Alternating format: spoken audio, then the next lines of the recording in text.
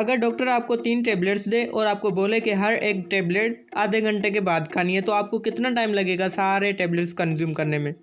Some month have 30 days, some month have 31 days. How many months have at least 28 days? Sagar was both 5th highest and 5th lowest in race. How many people participated in the race? Guys इसी type के बहुत सारे questions इस video में included हैं। अगर वो आप सीखना चाहते हैं तो इस वीडियो को पूरा देखें।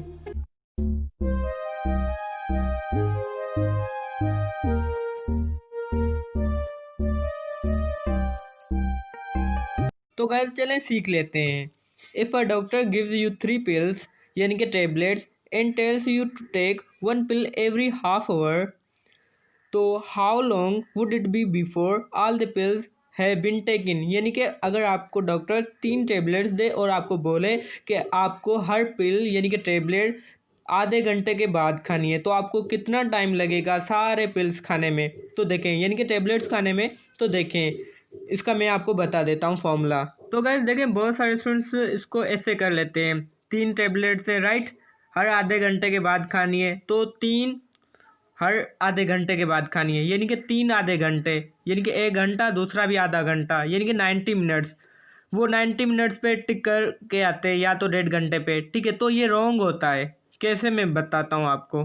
तो गाइस यहाँ पर डॉक्टर ने कहा आधे घंटे के बाद दूसरी टेबलेट खानी है, तो एक अभी आप खा लें, ठीक है, वो 0 मिनट, अभी खाएंगे तो 0 मिनट होगा। दूसरी 30 मिनट के बाद खानी है, ठीक है, फिर तीसरी 30 मिनट के बाद खानी है। तो गाइस क्वेश्चन को फिर से समझ लें। डॉक्टर ने कहा था एक टेबलेट खाने के बाद दूसरी टेबलेट आधे घंटे के बाद खानी है, तो एक आप अभी खाएंगे, ठीक है, फिर आधे घंटे के बाद खाएंगे यानी कि 30 मिनट्स के बाद, फिर जो तीसरी होगी वो भी आधे घंटे के बाद खाएंगे यानी कि 30 मिनट पे। तो अभी हम प्लस कर लेते हैं 0 और 30, 30 और 30 60, ठीक है, 60 मिनट्स हो गए। 60 minutes is equal to 1 hour. तो कितना टाइम लगा आपके सामने।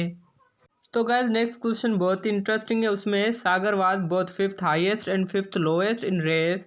How many people participated in the race? तो गाइस यहाँ पर क्वेश्चन को समझें कि सागर ने किस रेस में पार्टिसिपेट किया था। उसमें जो सागर की रैंकिंग थी ना, वो 5th हाईएस्ट भी थी और 5th लोएस्ट भी थी।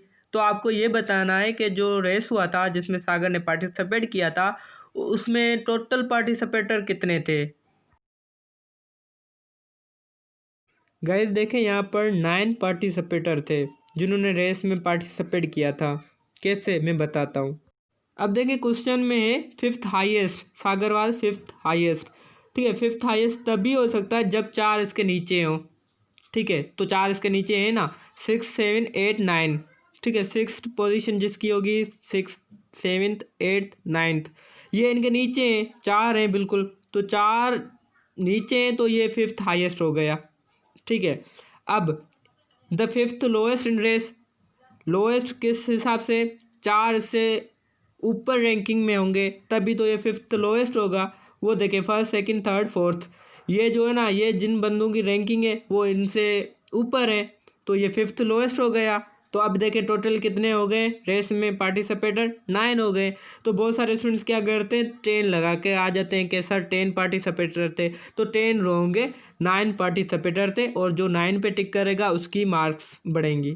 तो गाइज अगर आप चैनल पे नए हैं, अभी तक आपने चैनल सब्सक्राइब नहीं किया, तो यार चैनल को सब्सक्राइब कर दे, इससे आपका ही बेनिफिट होगा। जो अगली हमारी इन्फॉर्मेटिव वीडियो होगी उसकी नोटिफिकेशन आपको मिलेगी। अगर आपने चैनल को सब्सक्राइब कर लिया तो आप आरके लर्निंग टीम की मेंबर बन चुके हैं। तो गाइज आगे पढ़ते हैं।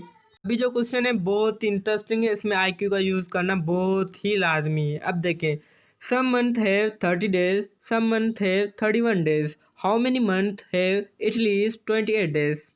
तो गाइस देखें यहाँ पर बहुत ही बड़ी मिस्टेक स्टूडेंट्स कर देते हैं। वो कौन सी, देखें वो 1 पे टिक लगा कर आ जाते हैं, या तो बताते हैं एक ही मंथ है जिसका नाम फेब्रुवरी है, ठीक है, तो वो फेब्रुवरी पे ही टिक करके आते हैं और वो सोचते हैं कि हमारा आंसर सही है, लेकिन वो आंसर सही नहीं है, ठीक है। फेब्रुवरी वो नहीं है मंथ जो यहाँ पर पूछा गया है, उसको समझें। और वैसे भी फेब्रुवरी में 29 डेज भी हो जाते हैं लीप ईयर में, तो यानी कि ये परफेक्ट आंसर नहीं है। तो क्या 0 मंथ है? नहीं, वो भी रॉन्ग है। अब यहाँ पर क्वेश्चन को देखें, some month have 30 days, some month have 31 days, how many month have at least 28 days? तो गाइज यहाँ पर जो आंसर है इसका वो है 12। 12 कैसे, देखें यहाँ पर क्वेश्चन है एटलीस्ट 28 डेज, ठीक है। तो 28 डेज हर मंथ में होते हैं, ओके। तो इसलिए हमने 12 लगाया, क्योंकि एटलीस्ट का मतलब ये है कि कम से कम 28 डेज कितने मंथ में होते हैं। तो गाइस देखें, 28 डेज हर एक मंथ में होते हैं, हर एक मंथ में 28 डेज होते हैं, बल्कि इनसे ज़्यादा भी किसी किसी मंथ में हो जाते हैं, लेकिन कम से कम। अब देखें, मैं एग्जाम्पल के थ्रू आपको समझा रहा हूँ। अब देखें, तो गाइस एग्जाम्पल ये है कि देखें, आप अपने 10 फ्रेंड्स के साथ हैं, ओके। 10 फ्रेंड्स हैं ना, उनमें से किसी के पास 1000 रुपीज़ है, किसी के पास 700 है, किसी के पास 800 है। मैं पूछता हूँ कि आप जो हैं 10 ही आदमी हैं, ठीक है, 10 से ही मैं पूछ रहा हूँ कि आपके पास कम से कम 500 किसके पास है। तो सारे फ्रेंड्स बोलेंगे सर हमारे पास हैं, क्योंकि उनके पास 500 से ज़्यादा हैं पैसे। किसी के पास 700 है, किसी के पास 800 है, किसी के पास 1000 रुपीज़ है। तो मैंने पूछा कि कम से कम जिसके पास 500 है वो हैंड राइज करे। वो सारे करेंगे ना, क्योंकि सारे स्टूडेंट्स के पास, सारे फ्रेंड्स के पास 500 हैं, तो वो हैंड राइज करेंगे। तो मैं सारे फ्रेंड्स को बोलूँगा कि ये जो 10 है ना, इनके पास कम से कम 500 रुपीज़ हर एक के पास है। और आई होप आप समझ ही गए होंगे कि इस क्वेश्चन में पूछना क्या चाह रहा था, ठीक है। यानी कि सारे मंथ में कम से कम 28 डेज तो होते ही हैं, तो 12 मंथ ही हो गए यहाँ पर।